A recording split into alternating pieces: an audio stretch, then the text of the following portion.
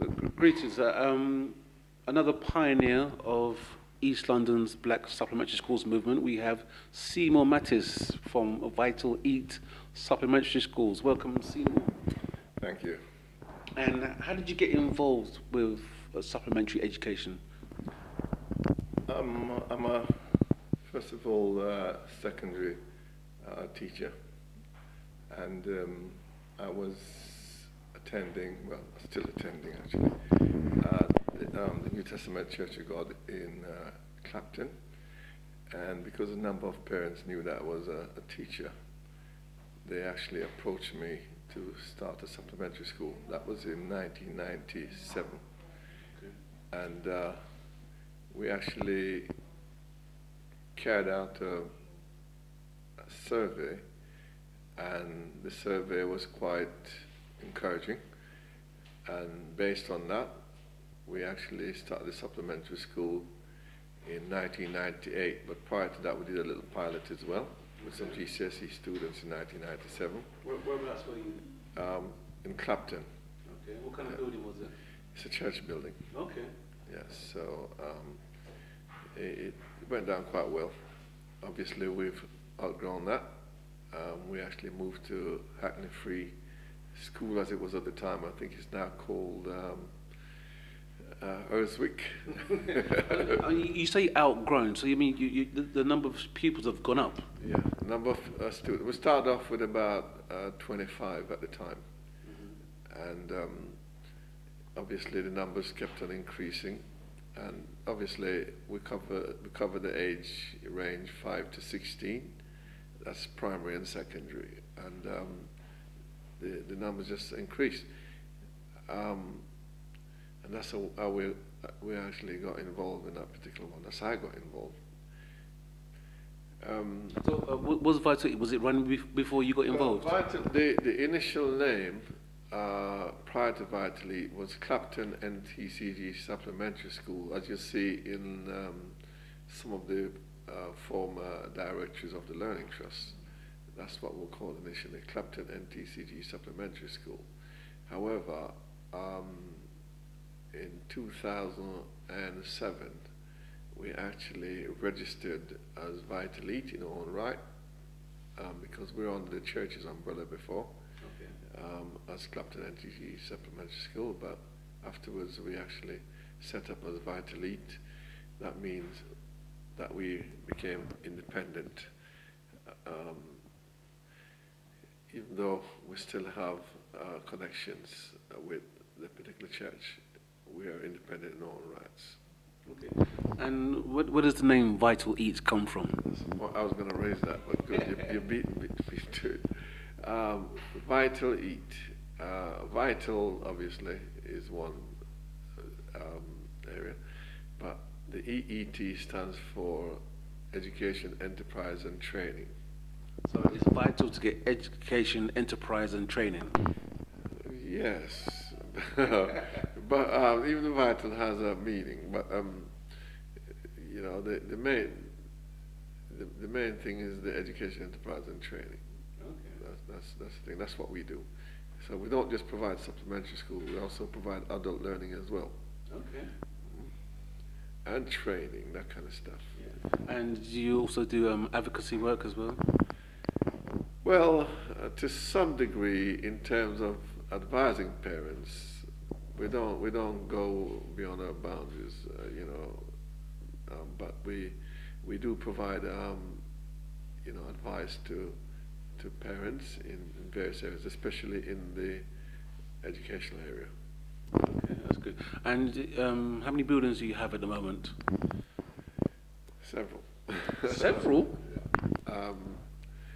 At the current time, we operate a supplementary school in Hackney, based at the Homerton Library, okay, which is on Homerton High Street, and the other one is at Leytonstone at the Can Hall Methodist Church. It's on our website, www.vitalete.org. Everything is there. But we also have other venues that we use, working in partnership with Hashem Homes. Hashem Homes. With who? Hashem Homes, A-C-H-A-M. Asham Homes. What's that? Asham Homes are responsible for delivering housing for... Oh, Asher Homes. Asham. Asham Homes. Okay. That's right. They're responsible for delivering housing for Waltham Forest. And they're the main, I would say, the biggest partners for delivering housing. Social housing. So what's the connection between Vital Eat and Asham Homes? Well, they provide us with the premises, and we actually provide training for their residents and staff. That's a good connection, isn't it? That's a good network there. Absolutely. So one of their places that we operate at is on St George's Court. That's basically along Lee Bridge Road, Whips Cross side. And the other one, which is further down the road on Wood Street as well, is Northwood Tower. These are sort of our training venues that we use. And we've also been encouraged by Asham Homes as well to, branch out and use other venues that they've got. They are encouraging you to branch out. That's right. Yeah, because they see the work what we do and what we've been doing for their residents and staff. Okay, that's excellent. Have you had any problems with buildings in the past? Because you seem pretty settled now. What about previously? Were there some issues with buildings previously? Most definitely. We've had a nightmare. Well, I don't think it's any short of that. We were at the Hackney Free. Since we moved from the Clapton New Testament Church of God, we went to Hackney Free. And then suddenly in 2009, they decided that they want their place. No, we didn't have any issues with them. They just wanted to have their place. And I suppose because they were actually rebuilding their school as well, and they had their own agenda to fulfill. So they told us that they wanted a place, and we had to move out. So we moved down to Dalston, which is just down the road there. The parents didn't really like the area, our parents anyway, which are largely from Lower Clapton, and beyond that area. They didn't feel too comfortable. So when you moved, you lost some parents and some students? Some is an understatement. What percentage? You have to take into consideration that we had about 50 odd students. We had even up to 70. And you went down to what? Went down to about 3. Oh. Yes, so you probably wonder how we managed to operate. The faithful, I would say one particular faithful parent, a couple of them did, but one particular faithful parent, and I use the word parent because it's a singular word, stuck with us by sending her 2 children. The son was with us from the Clapton NTG Supplementary School. He came in when he was about probably year 1, and he's now year 10. So it tells you how long. He's still there? Still there. He won the Directors Awards last year, the eldest brother. And the youngest one has been with us a little while now as well, because the mom decided to send him as well, because she was quite encouraged by what was being done for his brother. Okay. And what about communication with mainstream schools in the area? Have you been able to work with any of them, or have they thought of you as competition? What's the relationship like with mainstream schools in the area? Mainstream school, we've tried to work with some, but things have changed a lot. I think because of the extended schools, that schools actually run their own programs now, largely, and the sort of referral that we get would be either from particular teachers who know about us and decide to refer students to us, or parents who get to know about us actually speak with other parents, and they send their children to us. So regarding the schools themselves, you know, they don't really get involved very much directly. So the mainstream schools are like virtually ignoring you. So there's no communication about the curriculum or what children are learning. Well, I've tried to leave flyers, even tried to set up meetings, but a number of those has been to no avail, to be quite honest. Obviously, it's not their children, so and they can always, as I said, they've got their own agenda. The only thing I have to say about parents is that if the children fail in the mainstream schools because of the school's negligence in terms of trying to work with partners to help their children, they should hold them to account. Because, you know, no man is an island, and as schools, what schools should do, they should endeavor to work with as many agencies as possible to try and help the children to achieve to their optimum potential. So that's something that needs to be addressed. We'll continue to work with children, and as I said, I'm quite proud of the parents who've actually taken it upon themselves to actually seek further support for their children, knowing that the mainstream school, as good as they may try, is not able to fulfill all the needs of the children. Well, you know, the facts are there in black and white on the internet. The facts are there, and I think even now this year, overall the exam results have gone right down. Well, we see that, but yeah, you've got good teachers out there. You've got good head teachers along, I'm sure, around the place, and I think it's just a matter of finding those ones who are keen to work with us, an organisation like ourselves, to try and get the best, you know, achievements for these students. You know, as a teacher myself, I've taught big groups, large groups, and having 30 children in a class is not the easiest thing to do. 38? Who has 38? No, 30. I was going to say. 38, no, that would be illegal. Yeah, but even 30 is more than enough, you know what I mean? 30 is large, even 25 is large. Class sizes really should not be that large. Because if you go to if you send your children to a private school, and people could argue you're getting what you're paying for, but the class size is normally something like about 5 or maximum 8 thereabouts. If you're unfortunate, you may get 8 in the class, and that's a reasonable number.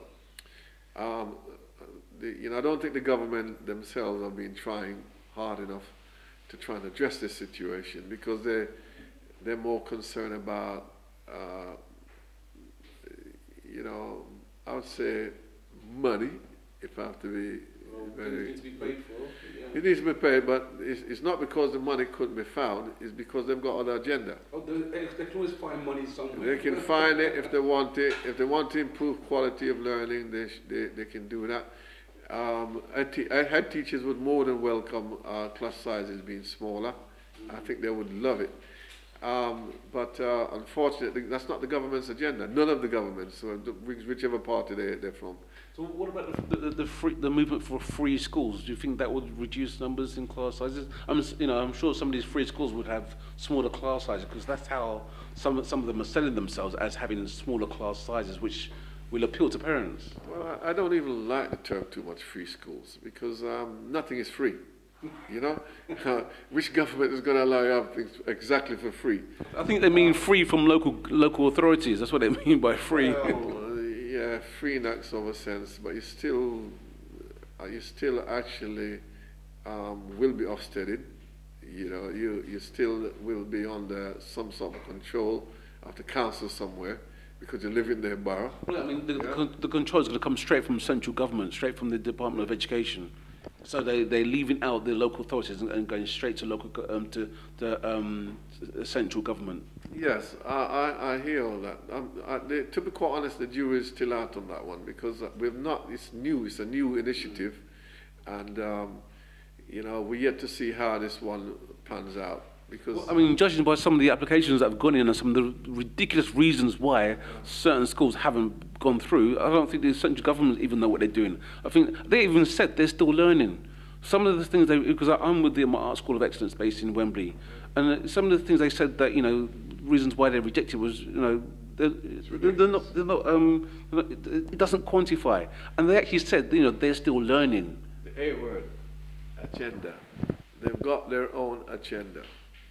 And that's basically what it is. They've got some hidden agenda somewhere. And all this is about free schools is not a smoke screen. I think the best one they've come up with so far, which was under Tony Blair, if you want to give him any credit for that. I don't know whether it was solely his idea or what, but I think the actual academies seems to have done better in addressing some of the actual needs of the children.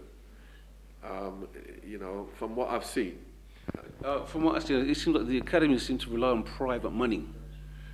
Well, well, quality doesn't come easy.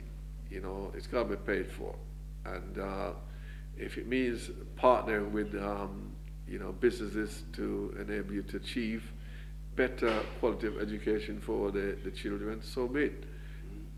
The world have changed, and we've got to change with it. And I think if our businesses are, at the end of the day, they're the ones who will benefit by having more, if you like, educated, you know, people to choose from. You know, they can choose the cream of the crop, so to speak. So the more highly educated people they have, the better they have to choose from. So industry, they can't say they're losing in any way. By investing, they're basically investing in themselves as well. Yeah, they get the cream of the crop of the best students. Absolutely. So, speaking of cream of the crop, do you have any connections with universities? Yes, Imperial. Okay, go right to the top now, huh? Yes, we've been involved with the Creative Futures project for quite a few years now. We've worked with people like Dr. Mark Richards of the Imperial College University. He's the director of one of his physics department, Imperial, and also, you know, the team like Carney and so on who coordinate the program. Dr. Sunday, who actually runs the program for Creative Futures. Now, what we actually do is each year we get an invite from the university, you know, in addition to other schools around the place, and we actually, you know, bring along a certain number of our students. This year we had an invite, and that was to actually meet with Professor Bolden or whatever. Bolden, you know, Bolden, the space, he's a space administrator for NASA. Appointed by Barack Obama, the President of the United States. Is he English guy? He's a black guy. He was a general in the armed forces. Is he American or from over here? American. You don't get these things in this country, man. These guys don't. Well, there's a black lady working for the space program in the UK. I can't remember her name, but she's so funny. Yeah, I know. She was part of that program as well. What's her name? Fantastic. I forgot her name now. She is so funny. She's got such energy. She is great. She's also a TV presenter. Yeah. Yeah. So she should be doing The Sky at Night. She needs to be doing that program. She's a very bright woman. That's all I can say. But she has a lot to offer, and it's a shame that we don't see more of people like that. Yeah, more black people like that. Absolutely. You know, we talk about role models. People get upset with me for me saying they choose footballers. I've got nothing against footballers, but some of them you could say they are role models because of their experiences, what they've been through, and what they actually bring. Others, because of their behavior, I would never class them as a role model to say the least, because you know, bad behavior is not something that you'd want to actually, you know, You don't want to follow. You don't want your children to follow those bad examples. So, not that everyone is perfect, you know, but that's one issue. But regarding the Imperial, that's the partnership that we have. They run different programs, scientific programs. The whole idea about this one is to actually encourage black, you know, if you like, children or students into medicine and science. Yeah. And also engineering. That's a very good idea, because it's not one of the cool subjects that are chosen, you know, alongside the singing, dancing and sports. Yes, absolutely, but that's where also the biggest influence is really. Yeah. These are the world-changing entities. This is how you change the world, by getting into these fields. Yeah. So it's good, and encouraging children that if they want to get involved in those sort of areas or those sort of disciplines, they need to achieve a good education in school. It means that they've got to settle down, get their act together, get the discipline right, attendance, punctuality, and hard work. Make sure they really. It's not just academia; it's how they carry themselves. Absolutely. It's their attitude as well. Yeah. Absolutely, they need a positive attitude towards learning. And in saying that, it's not just the children alone; it's also the parents as well. Mm-hmm. What I've seen from my personal experience is that children who have supporting parents do much better than those who don't. I mean, really supporting parents. I can say that without a shadow of a doubt. So parents' intervention is very important. You know, so parents supporting their children, and parents need to be more firm in terms of, and keep an eye on the ball in terms of, you know, making sure that the children turn up to the supplementary school for these extra support. On time, and making sure. With pen and paper. Absolutely, and cooperate with the organization, you know. That's very important. Every little bit helps. Is it Tesco that says that? I like that little analogy. Every little bit helps. It does indeed. Whatever support they can get, that could be the life changer for them for the rest of their lives. So parents need to get behind the children and support them fully. And some parents they'd rather spend monies on some silly little thing in my bling bling and sing and you know, those sort of stuff, and losing the bigger picture. Yeah. You know, they need to actually ensure that they invest in their children and make sure they see it as an investment for the future. Yep. It doesn't matter what else you buy for your child. There's nothing as important that you'd ever give to them as education. Trainers can last about 6 months, but your education is there for life. Maybe 6 weeks, 6 days. Well, until you get Alzheimer's. Absolutely. Absolutely. Yeah. So let's talk about some of the success stories. You must have a few. Well, plenty. I'll work backwards. This year, our SATs results with the primary have been excellent. From my personal observation, there's only one child who got level 4s, I should say, and that was only one. The rest got level 5s, and one got a level 6 on the special paper in mathematics. You know, so that has been really encouraging. The GCSE, I haven't seen the results yet, but normally we do quite well with GCSE students.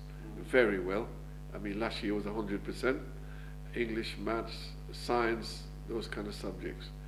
The press was saying, in the press it was saying that overall the GCSEs this year are quite low, or gone down for the first time in a very long time. Well, I've been actually observing the news, and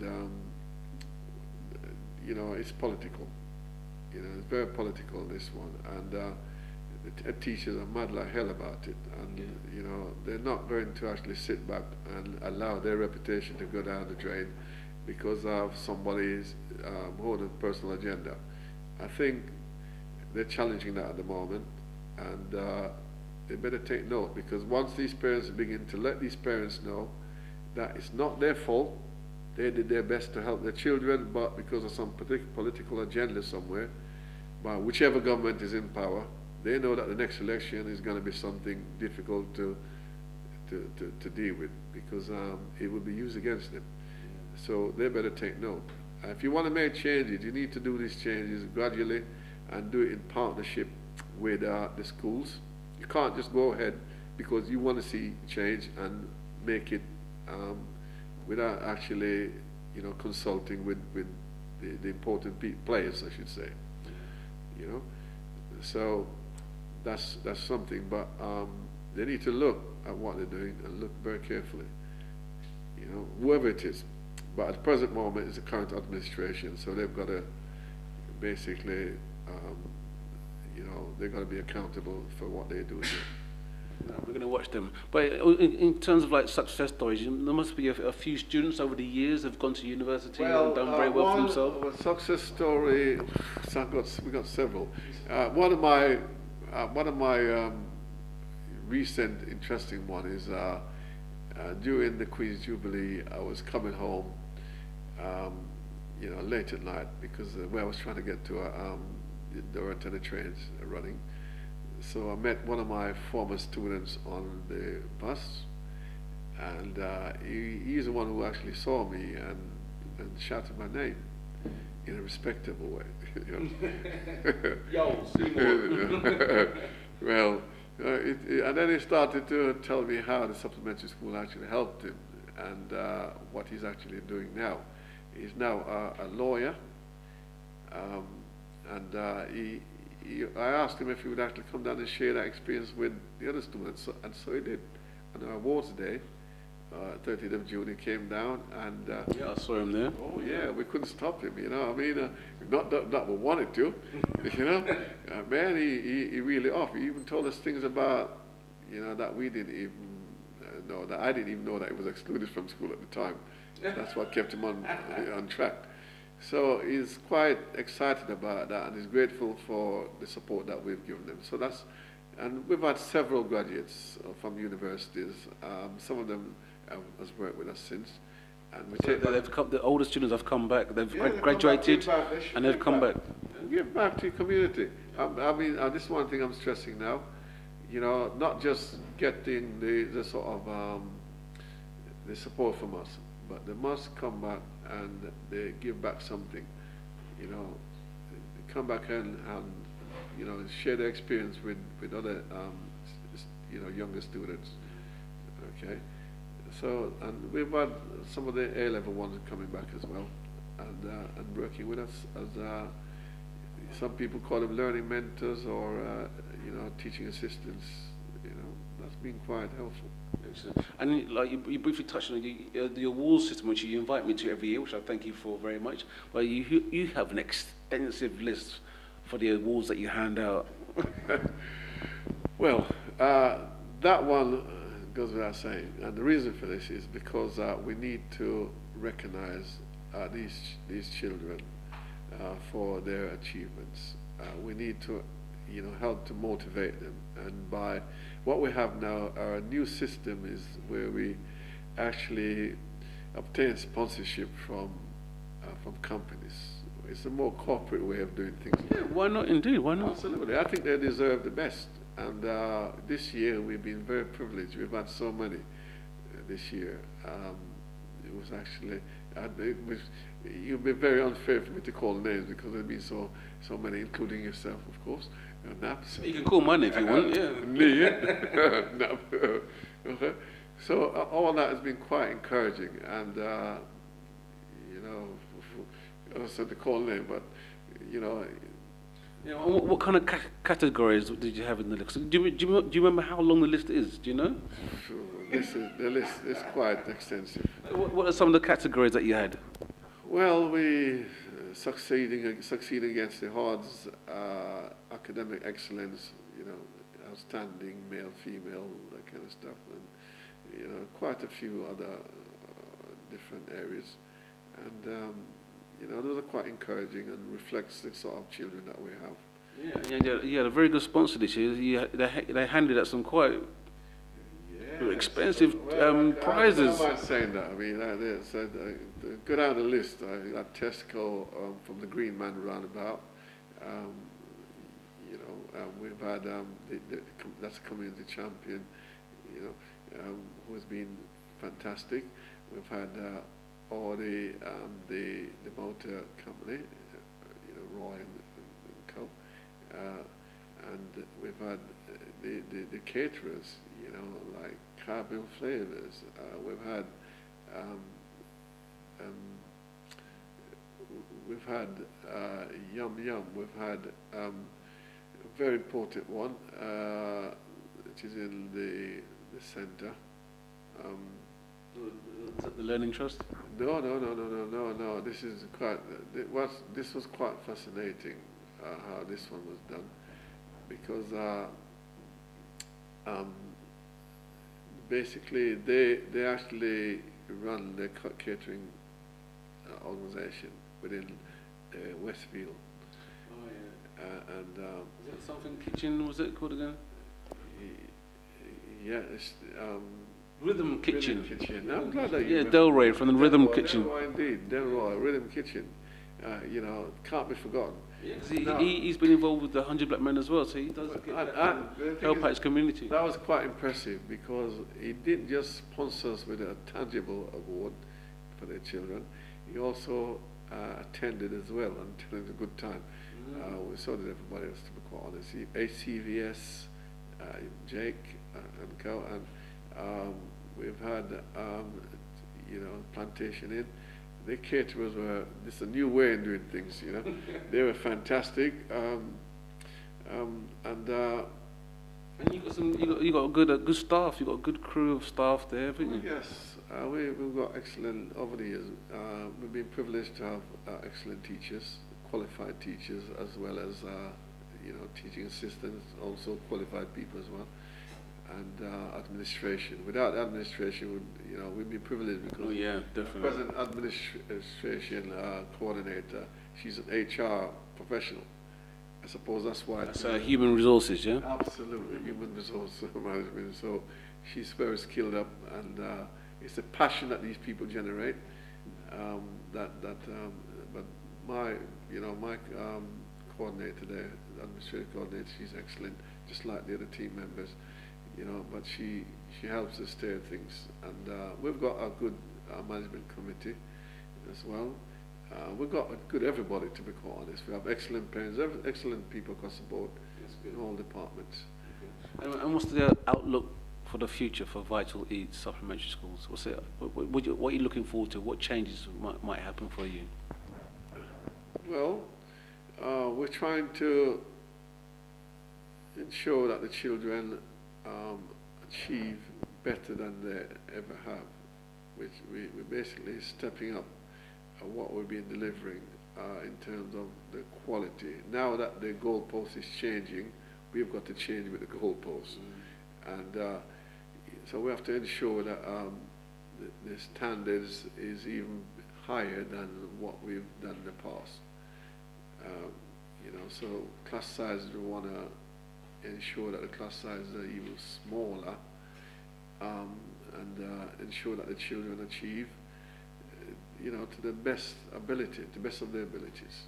Okay. You know, we've got different sort of children. We've got special needs as well. Okay, we don't want to. There's a saying that the Americans use, but I like the phrase, "leaving no child behind." Okay. And basically, I know the government. Yeah, well, every child matters. It's just a slogan that they use. I don't even like that phrase, because they don't adhere to it. I'm saying leaving no child behind. You know, that means every child should get an equal, if you like, equal support according to their ability, the best of their ability. Yes, thank you very much, Seymour, for coming down. So Seymour Mattis from Vital Eat Supplementary School in East London, one of the pioneers of East London supplementary schools. Thank you very much.